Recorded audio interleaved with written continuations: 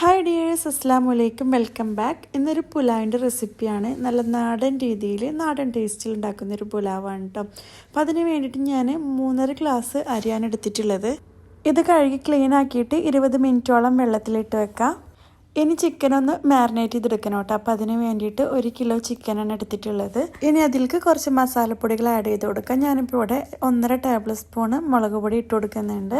അതുപോലെ തന്നെ 3/4 ടീസ്പൂണോളം മഞ്ഞൾപ്പൊടി, 1/2 ടീസ്പൂൺ കുരുമുളക് പൊടി, 1/2 ടീസ്പൂൺ ഗരം മസാല, പിന്നെ ആവശ്യത്തിനുള്ള ഉപ്പ്, അതുപോലെ തന്നെ 1.5 ടേബിൾ സ്പൂണോളം തൈരും കൂടെ ആഡ് ചെയ്ത് കൊടുക്കുക. അപ്പോൾ ഇതിൻ്റെ മസാലപ്പൊടികളൊക്കെ നിങ്ങളുടെ ഇഷ്ടത്തിനനുസരിച്ചിട്ട് കൂട്ടും കുറക്കൊക്കെ ചെയ്യാം കേട്ടോ. ഇനി ഇതെല്ലാം കൂടിയിട്ട് നല്ല രീതിയിലൊന്ന് മിക്സാക്കി എടുക്കുന്നുണ്ട്. ഇനി വേറൊരു പോട്ട് എടുത്തിട്ട് അതൊന്ന് ചൂടായിട്ട് വരുമ്പോൾ അതിലേക്ക് കുറച്ച് ഓയിൽ ഒഴിച്ചു കൊടുക്കുന്നുണ്ട്. ആദ്യം തന്നെ ഇതിലേക്ക് കുറച്ച് ഒനിയന് വേണം, അതൊന്ന് ഫ്രൈ ചെയ്തെടുക്കണം കേട്ടോ.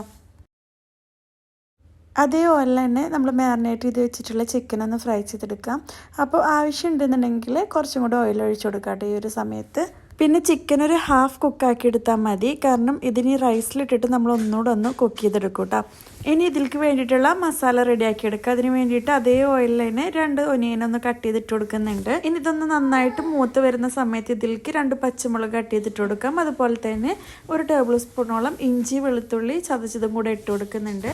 ഇനി ഇതെല്ലാം കൂടിയിട്ട് നല്ല രീതിയിലൊന്ന് വഴറ്റിയെടുക്കണം. ഇനി ഇതിലേക്ക് 2 തക്കാളി ഇതുപോലെ ഒന്ന് നീളത്തിൽ കട്ട് ചെയ്തിട്ട് കൊടുക്കാം. പിന്നെ വേണ്ടത് കുറച്ച് മസാലപ്പൊടികളാണ്. 1 ടീസ്പൂൺ മുളക് പൊടി, 1/2 ടീസ്പൂൺ മഞ്ഞൾപ്പൊടി, അതുപോലെ തന്നെ 1.5 ടീസ്പൂൺ മല്ലിപ്പൊടിയും കൂടി ഇട്ട് കൊടുക്കാം. അതുപോലെ തന്നെ 1/2 ടീസ്പൂൺ ഗരം മസാലയും കൂടെ വേണം.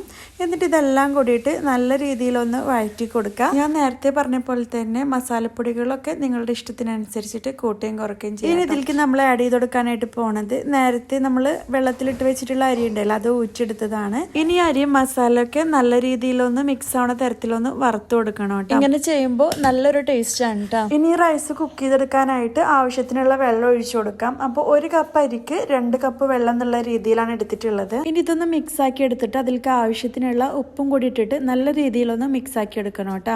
അപ്പോൾ അത് ഇതുപോലെ ഒന്ന് തിളച്ച് വരും. ഈ ഒരു സമയത്ത് നമുക്ക് ഫ്രൈ ചെയ്ത് വെച്ചിട്ടുള്ള ചിക്കൻ ഉണ്ടല്ലോ, അത് ഇതിന് മുകളിലായിട്ട് ഇതുപോലെ വെച്ച് കൊടുക്കാം. എന്നിട്ട് ഇനി മീഡിയം ഫ്ലെയിമിലാക്കിയിട്ട് ഇതുപോലെ അടച്ചു വെച്ച് കുക്ക് ചെയ്തെടുക്കുകയാണ് വേണ്ടത്.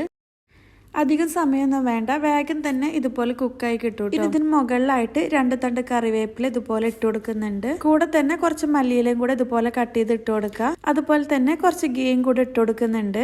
കൂടെ നമ്മൾ ആദ്യം ഫ്രൈ ചെയ്ത് വെച്ചിട്ടുള്ള ആ ഒനിയനും കൂടെ ഇട്ട് കൊടുക്കാം കേട്ടോ. അങ്ങനെ ഇതാ റൈസ് ഇവിടെ റെഡി ആയിട്ടുണ്ട്. ഇനി ഇതെല്ലാം കൂടിയിട്ട് നല്ല രീതിയിലൊന്ന് മിക്സ് ആക്കി കൊടുക്കുക. ഡിഫറെൻ്റ് ആയിട്ട് റൈസൊക്കെ ട്രൈ ചെയ്യാൻ ഇഷ്ടമുള്ളവർ ഇതും കൂടെ ഒന്ന് ട്രൈ ചെയ്ത് നോക്കുക. ഇൻഷാ അല്ലാഹ് ഇതുപോലെ നല്ല റെസിപ്പി ആയിട്ട് വീണ്ടും വരാം. അസ്സലാമു അലൈക്കും.